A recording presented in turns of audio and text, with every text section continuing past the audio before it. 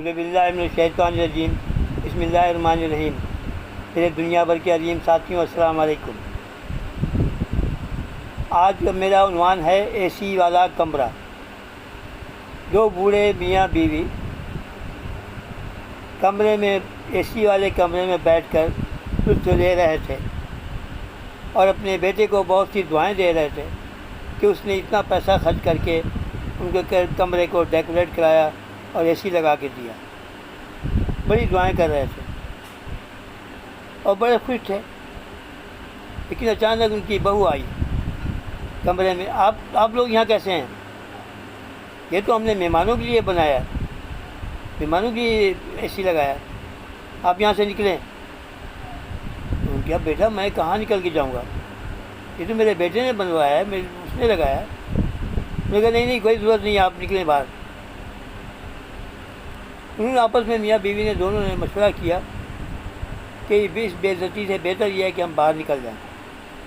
وہ باہر نکل گئے، اس نے کمرہ بند کر دیا۔ وہ کمرے کے باہر بیٹھے تھے، نہ یہاں اے سی تھا، نہ یہاں پنکھا تھا، نہ کچھ تھا۔ اتنے میں بیٹا آ گیا۔ ابا جی آپ باہر کیسے بیٹھے، کیا بات ہے؟ کہ بیٹا کچھ نہیں، وہ میں کیا ذرا چلو باہر کی ہوا لے لیں، کہ یہاں تو بہت گرمی ہے، اب اپنے کمرے میں جا کے بیٹھیں۔ انہوں نے کہا نہیں بیٹا وہ کمرہ تو مہمانوں کے لیے ہے، ہماری تھوڑی کہنا۔ واہ بھائی واہ، واہ باجی واہ، اماں جی میں نے تو یہ آپ کے لیے، آپ لوگوں کے لیے بنایا ہے، اس کو ڈیکوریٹ کروایا، اس کے بیڈ بہترین بنوائے، اس کو ایئر کنڈیشن لگوایا، سب کچھ کیا، اے سی لگوایا آپ کے لیے۔ اوپر سے بہو آ گئی، نہیں ان کا اے سی میں دل نہیں لگتا، ان کو ٹھنڈ لگتی ہے۔